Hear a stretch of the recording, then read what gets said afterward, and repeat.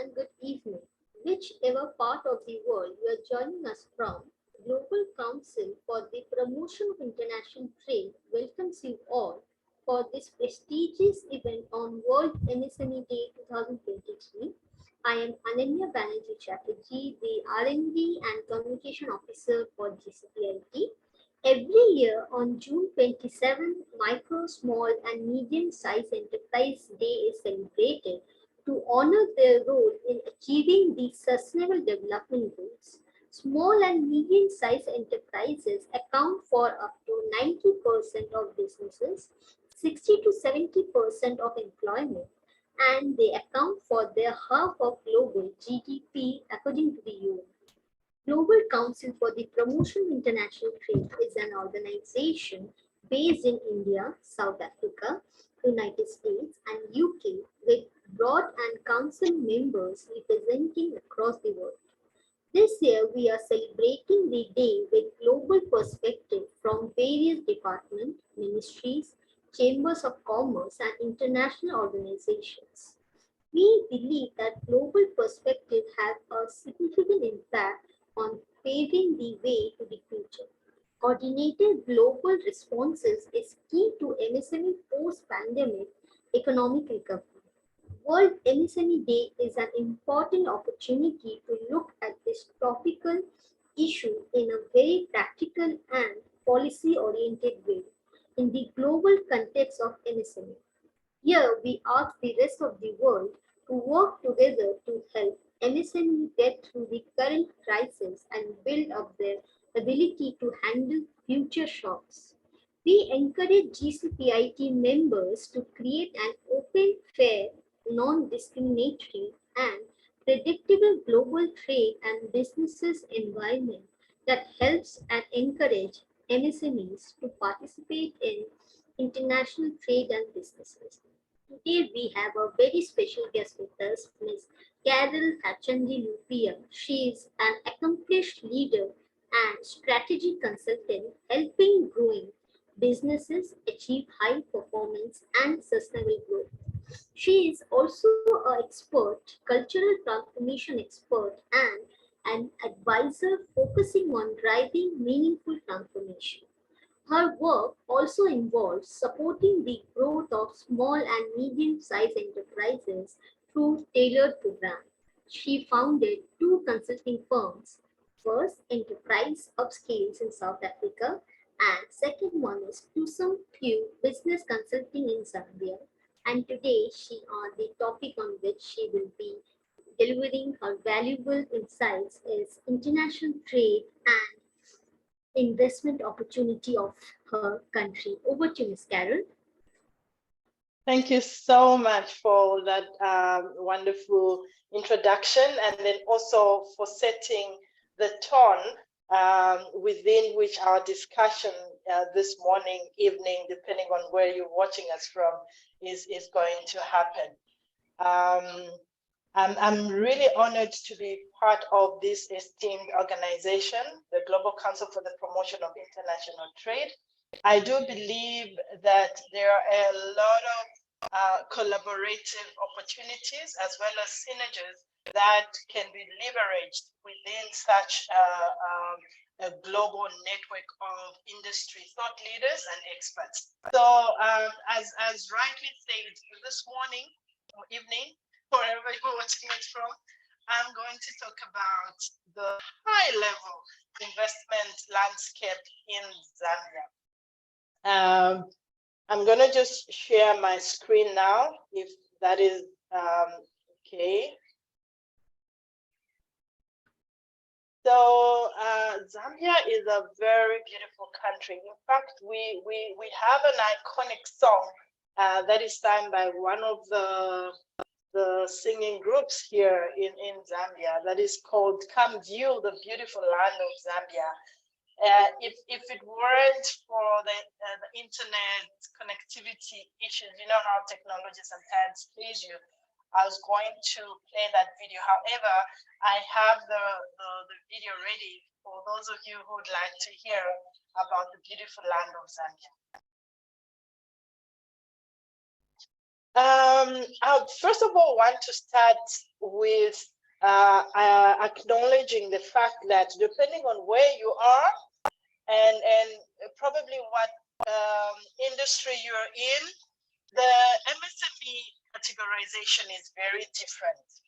And so I thought to start with how we categorize micro, small, and medium enterprises in Zambia. We actually categorize these in using three variables. We look at the investment levels, which usually is the equipment, and then also look at the annual revenue and the number of employees. So this is how we categorize MSMEs in Zambia. You can see there that the micro will have an investment level of up to 80,000 Zambian kwacha and up to employees. And then on the far end, where you have the medium enterprise, you have investment up to 500,000 kwacha and employees up to 100. And then as you grow, then you go into what is called a small corporate, and then obviously you become a big corporate. I had to do this categorization in light of the World MSME Day that we're celebrating. Okay, so the significance of MSMEs is very crucial in the economy of many countries. And that is because if the MSMEs are ignored, there are a lot of adverse consequences that would come to a country. I can just cite a few. Let's talk about unemployment and underemployment.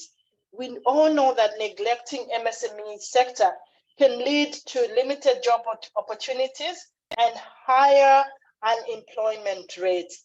There would be also the situation where you experience economic stagnation. So the MSMEs are key drivers of economies and contributors of economies. Ignoring their potential will obviously hinder economic development, and then there will be, stagnation in the economy.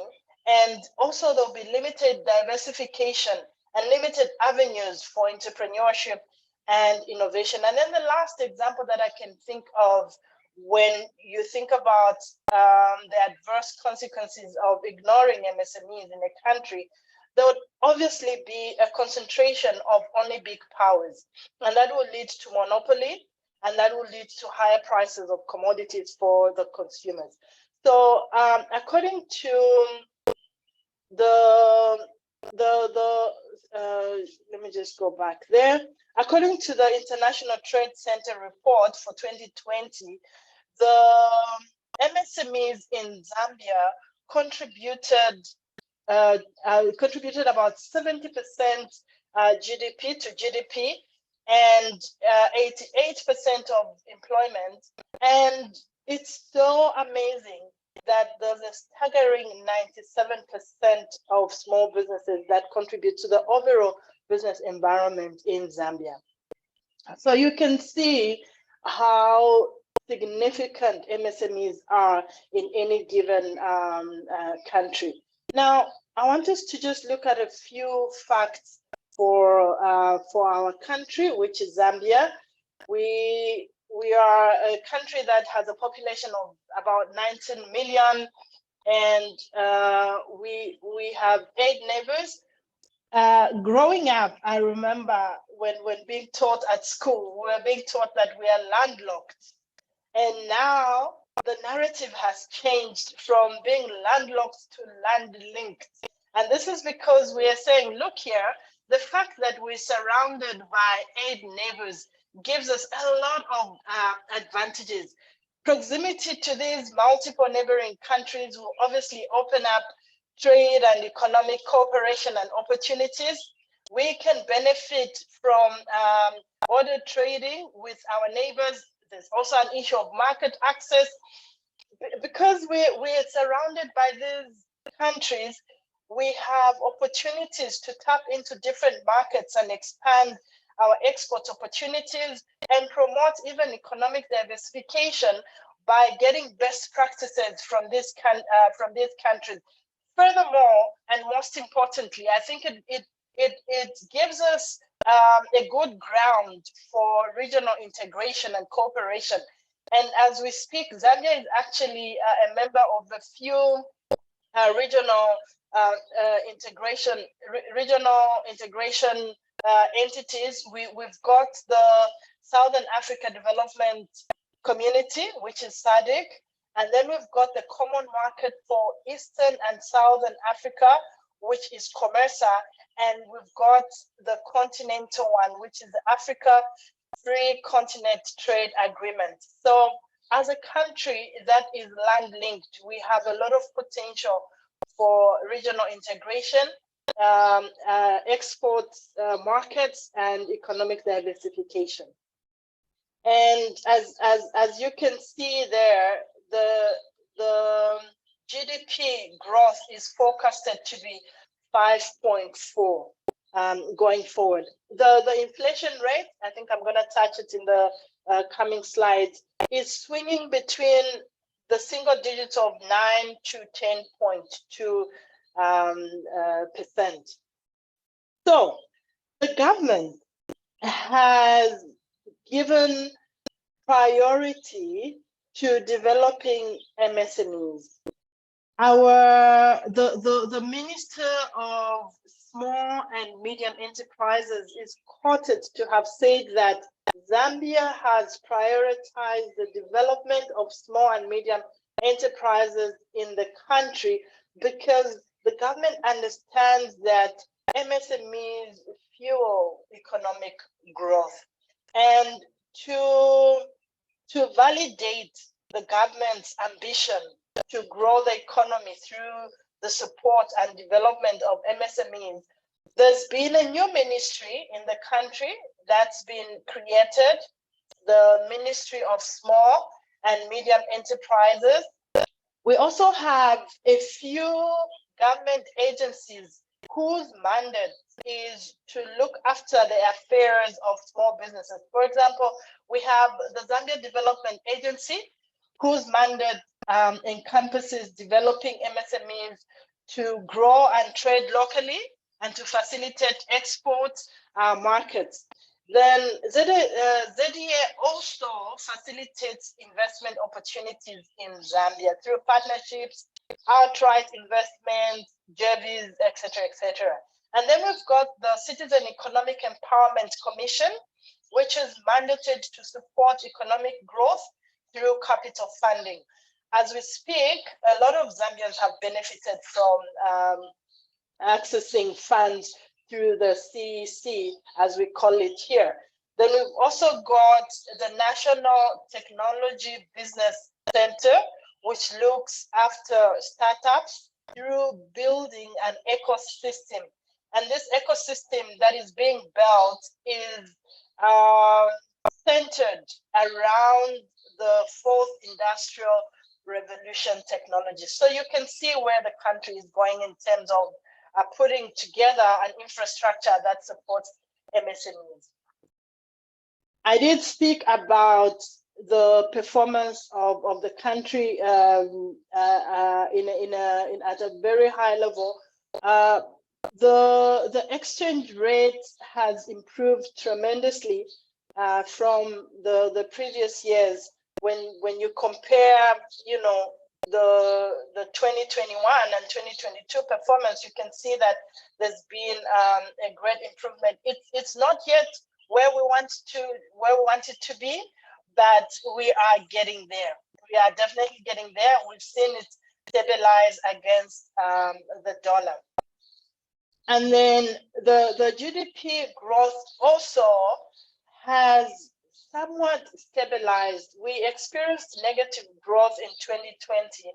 However, in 2021, and the focus to 2025 is such that we're going to have a growth of 5.4, but right now we're still experiencing a 4.3 growth going forward. So we anticipate that we are going to achieve these ambitions based on the political climate that's in the country right now and the enhanced investor confidence that we have experienced as a nation.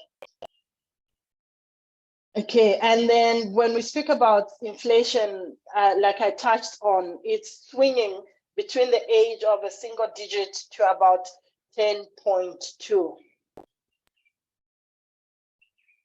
I want to talk about the political climate right now. Zambia has been commended for standing out as a democratic state after the 7th peaceful transition following peaceful elections in 2021.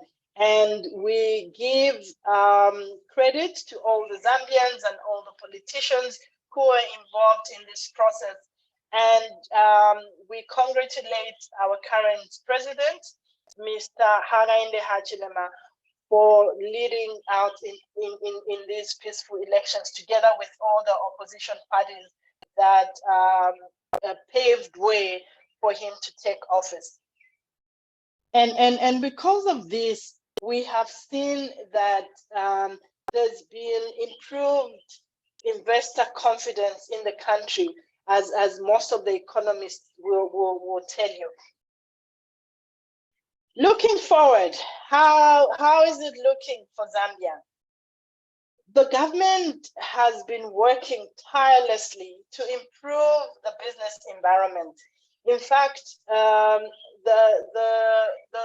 came across a reading where I think Forbes magazine has ranked Zambia as the 10th among the sub-African countries in terms of the business environment. And this is because the government is looking at key issues that they want to identify to make the business environment conducive both for the local players and then also for the investors. Some of them are eliminating bottlenecks, and there's also an aggressive investment pipeline that is being developed. And we have seen a few investments being actualized as a result of the improved business environment in the country. So why should you really be interested in investing in Zambia? There's several reasons that can be discussed, right? From an economic perspective, and local market conditions, cultural perspective, and all those elements put together. However, according to the Zambia Development Agency, they have identified these 6 elements as the key issues that lure investment into the country. Let's speak about Zambia being centrally located, like you saw how we are land linked. They also assert to the fact that there have been pro-business reforms that are being driven by the country. And, there's also private, there's a heightened focus on the promotion of private-public partnerships models. And there's an encouragement within the private sector to get involved to drive economic policies. And overall, the stable political system, above all, gives investor confidence that the investment climate is fertile for Zambia. I spoke about the different regional integrations within Zambia, and those are some of them, and the GDPs for each of that region and the population, which just tells you how Zambia is positioned to be a friend of investors because of all those opportunities that lie within the different regional integrated spaces, and then also overall at a continental level. Now, the country has identified key priority sectors, not to say that the sectors that are not the sectors that I want to show here are not being addressed. But this is how the government has identified the key sectors based on the contribution to GDP. Okay, so I think in any country, this would be your typical priority sectors, because they not only contribute to the GDP, they also ensure that the livelihoods of people within that country is well taken care of. We're speaking about transport, we're speaking about agriculture, tourism, energy, ICT. Those are the basic necessities of any population, and that's why the government has prioritized these sectors as key sectors for investment. And I'll talk about some of the incentives that the government has put in place within each of these key priority sectors. Let me begin with investment opportunities within the mining sector. So within the mining sector, there are several investment opportunities, which obviously would need to be validated in consultation with the Zambia Development Agency, because they are the custodians of this aspect of economic growth. Some of the investment opportunities within the mining sector would include exploration, engineering, mining services. And the government has put in place tax incentives, which are very attractive to the different mining activities for the investors that are looking into coming into the country from the mining perspective.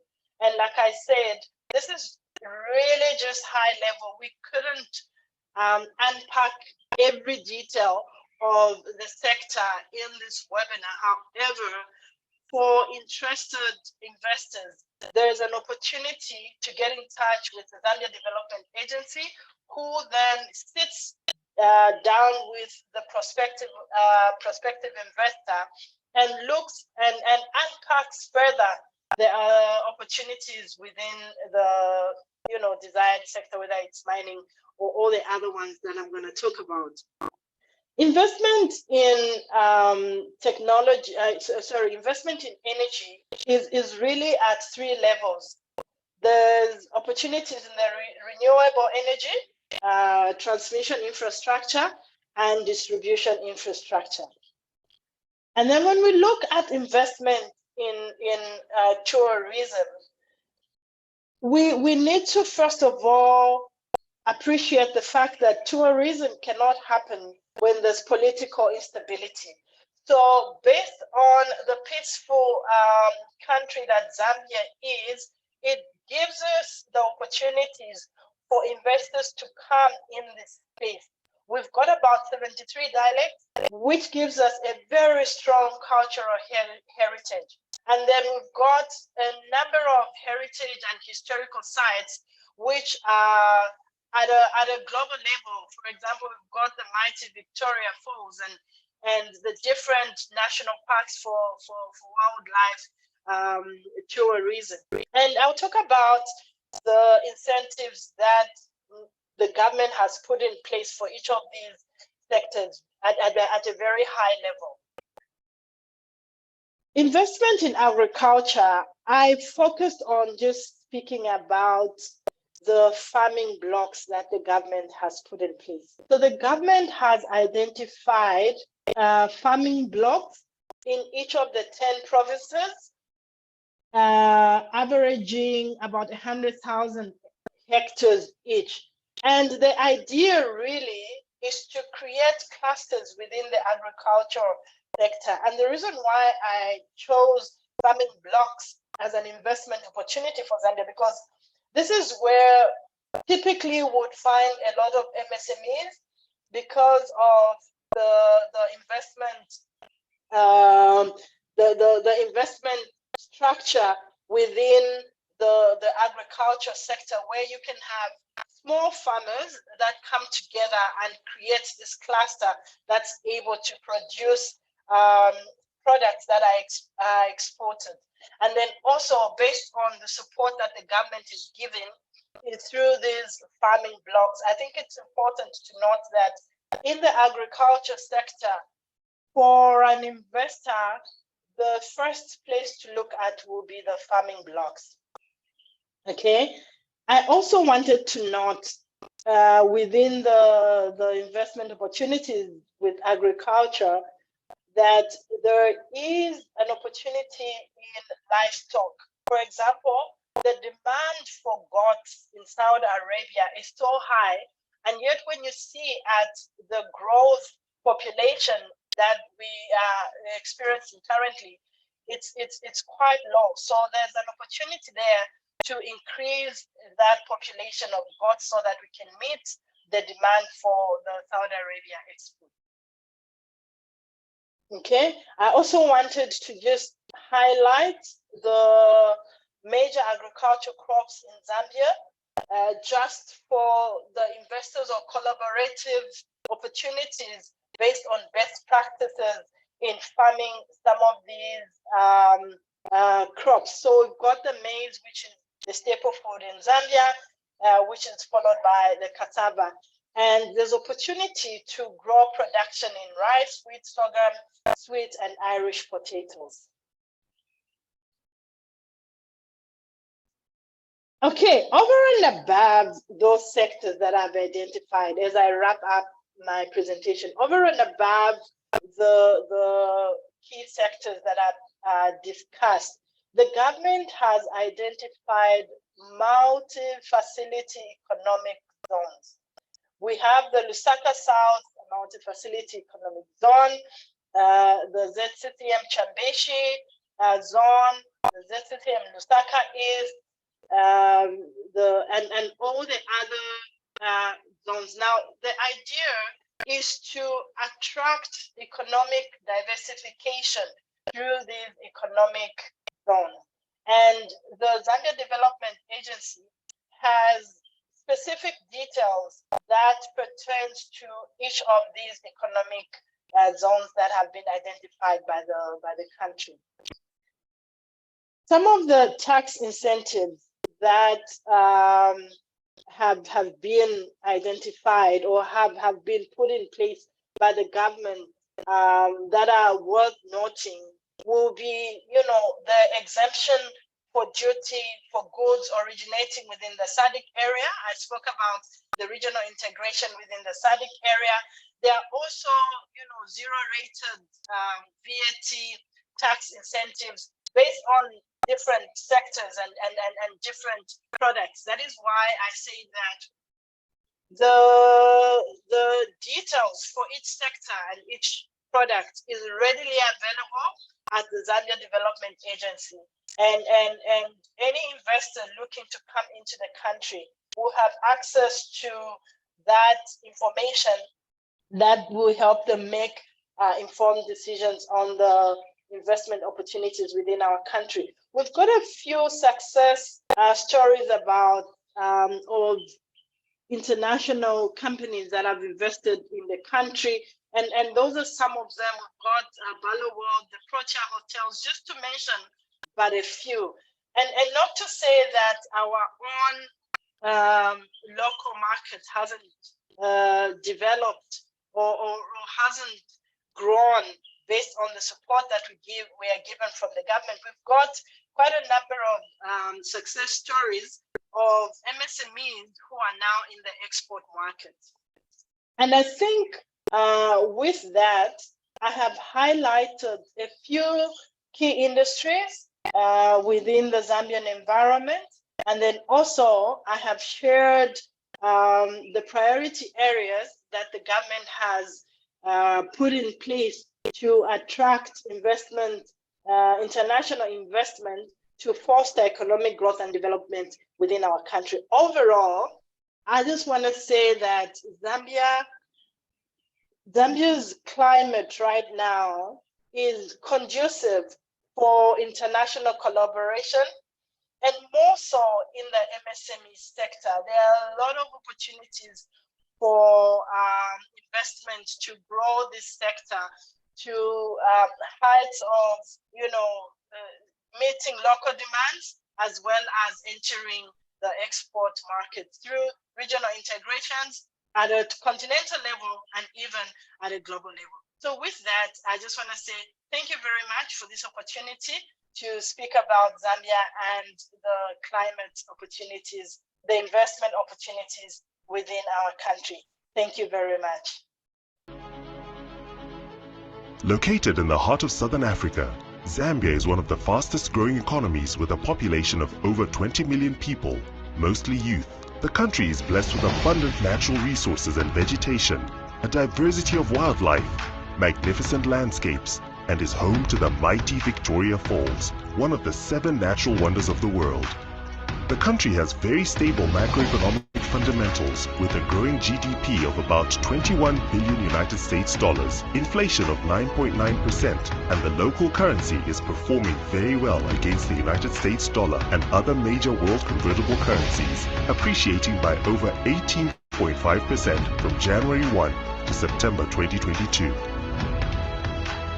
Zambia has proven to be a strategic hub for trade investment due to its central location with 8 neighboring countries. Zambia is a member of the Regional and Continental Economic Communities, that is, the Common Market for Eastern and Southern Africa, COMESA, Southern African Development Community, SADC, and African Continental Free Trade Area, AFCFTA. Further, Zambia is well known as a haven of investments due to its unmatched investment climate, attractive investment incentives, ease of doing business, and investor-friendly policies, supported by consistent policies and stable political will, rule of law, and peace that the country has enjoyed since her independence in 1964. The country has an ambitious vision of becoming a prosperous middle-income nation by 2030, backed by its national blueprint, the 8th National Development Plan. The overall aim of the plan is to improve the efficiency and competitiveness of the economy to sustainably lift the living standards of the people. The focus of the country is to attain economic transformation that will be marked by advancements in industrialization and economic diversification for sustained growth driven by the agriculture, mining, manufacturing, and tourism sectors, supported by ICT, transport, energy, and research and development. In terms of trade, Zambia is centrally located and land-linked to 8 neighboring countries with international transport infrastructure that includes road, railway, and air transport. The telecommunication and ICT, the insurance and banking sectors are all to international standards, making doing business easy. With the coming of the African Continental Free Trade Area, it is envisaged that the growth in market size will double to potentially induce demand for products in both the mass and niche markets. The AFCFTA brings on board an integrated market of 55 countries, a population of 1.2 billion people, and an approximate gross domestic product (GDP) of $2.5 trillion. There are various opportunities in the agriculture sector, with the government securing 100,000 hectares earmarked for agricultural activities in each of the 10 provinces of the country through farm blocks. Other opportunities include large-scale farming, farm input and agro-processing, equipment supply, and commodity storage and trading. Infrastructure development. Investment opportunities include grain storage facilities, road projects, and provincial aerodomes. Others include housing units, development and management of multi-facility hotels, convention centers, and health facilities. Agro-processing, textiles and leather, secondary processing of minerals, chemical products, electricity, construction materials, and wood products. Opportunities are available in information communication technology, medical, and franchising subsectors. In addition, Zambia has positioned herself as hub for the production of electric vehicles and electric vehicle batteries in collaboration with the Democratic Republic of Congo, DRC. For more information on profiled investment opportunities, kindly check investment.unido.org/ACP/Zambia. Investors that satisfy requirements as provided for under the Investment, Trade and Business Development ITBD Act No. 18 of 2022 are eligible for investment incentives that include a 0% import duty rate on capital equipment and machinery for 5 years and accelerated depreciation on capital equipment and machinery. Further, investors that set up in multi-facility economic zones, MFEs, or industrial parks are eligible for additional tax incentives, such as 0% tax on dividends declared on profits made on exports from the first year of commencement of works for a period of 10 years.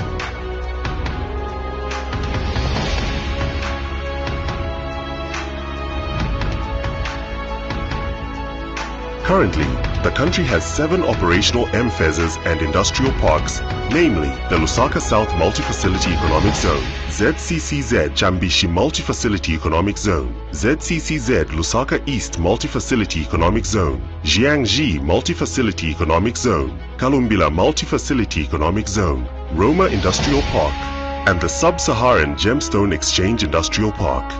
In addition, ZDA also offers free personalized service to investors interested in exploring investment opportunities in Zambia. Contact the agency to arrange your visit to Zambia and to assist you in the valuation process. We look forward to seeing you in Zambia soonest.